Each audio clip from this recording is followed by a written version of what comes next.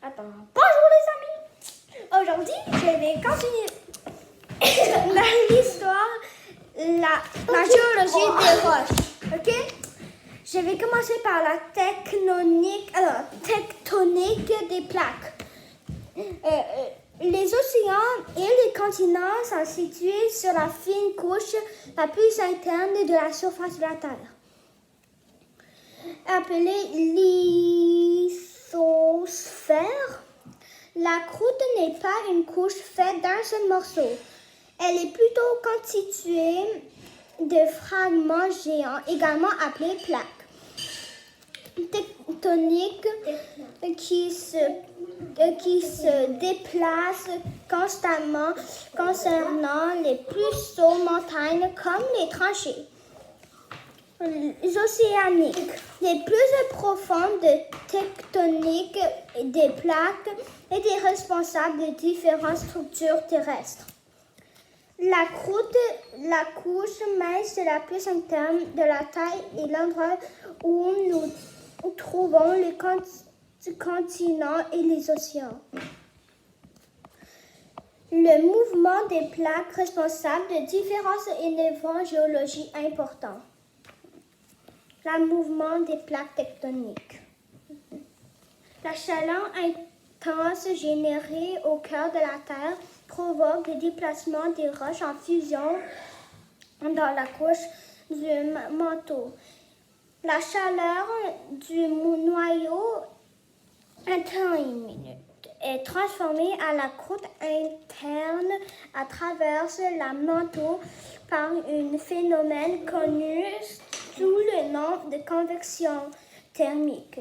Cette convection amène les plaques à se pousser et à se séparer.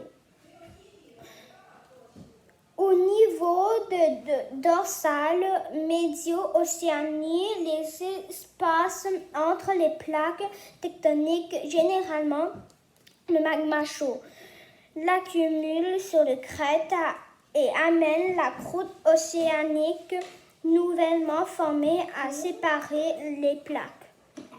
La tectonique des plaques est une version moderne d'une théorie intérieure connue sous le nom de dérive des continents avant dans la théorie de la tectonique. Des plaques sont acceptées, il était difficile pour les géologues de déterminer pourquoi des caractéristiques géologiques uniques étaient trouvées dans une région précise d'un continent. Il existe de nombreuses preuves de la théorie de la tectonique des plaques. Les fragments géants de la croûte s'emboîtent comme un puzzle grossier. La distribution des fossiles, la présence des bandes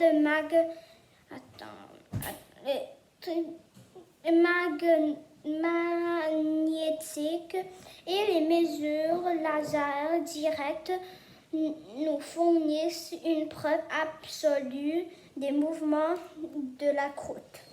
Les satellites mesurant le mouvement de la croûte nous fournissent la preuve de la tectonique des plaques. L'info en plus. La chaîne de montagnes de Himalaya s'est formée il y a 55 millions d'années lorsque les plaques tectoniques indiennes et asiatiques sont entrées en collision. Tu sais c'est quoi collision? Collision, c'est comme frapper deux choses frappées ensemble, ok? Attends, c'est ma soeur qui a fait ça. Les plaques majeures et mineures.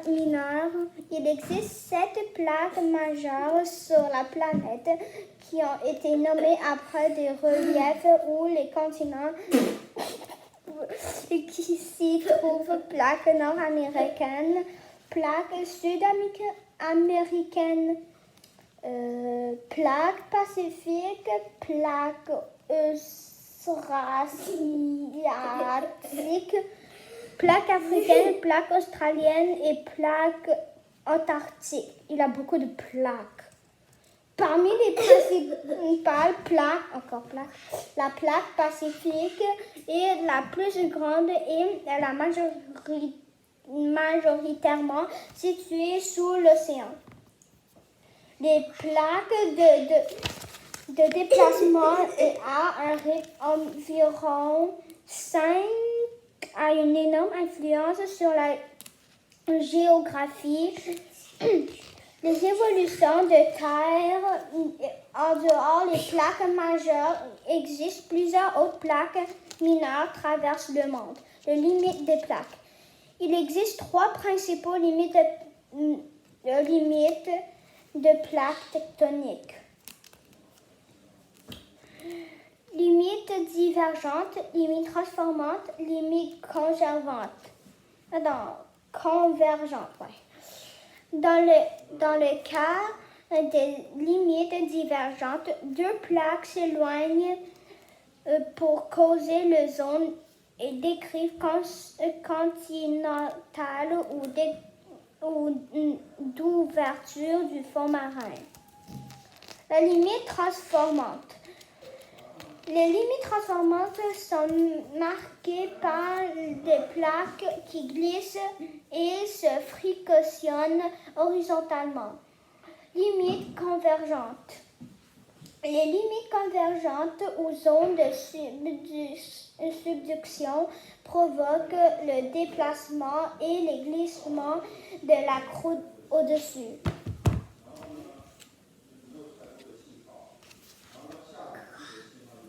Attends, ok. Ok, juste. O-M-G.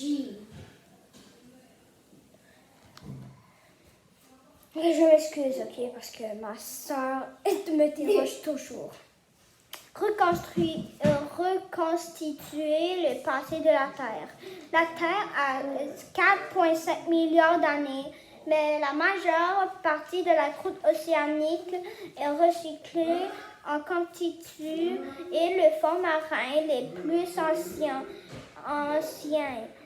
La continentale est beaucoup plus ancienne, avec de grandes structures terrestres datant de plus de 3,8 milliards d'années. On pense que la tectonique des plaques a commencé à se manifester en 3 et 3,5 milliards d'années avant notre époque.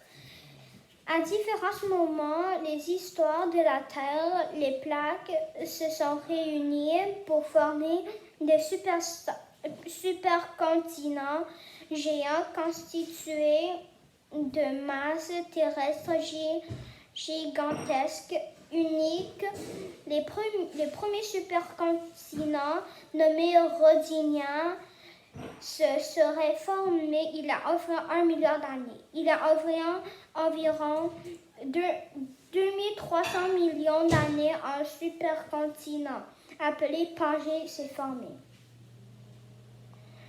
Le Permien, il y a 225 millions d'années. Le Trias, il y a 200 millions d'années. Le Jurassique, il y a 154 millions d'années. Le Crétacé, il y a 65 millions d'années. Et maintenant, on est aujourd'hui.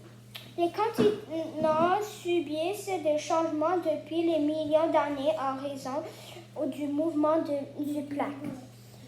Ok, aujourd'hui, je vais raconter ici et je vous dis au revoir pour cette vidéo. Au revoir!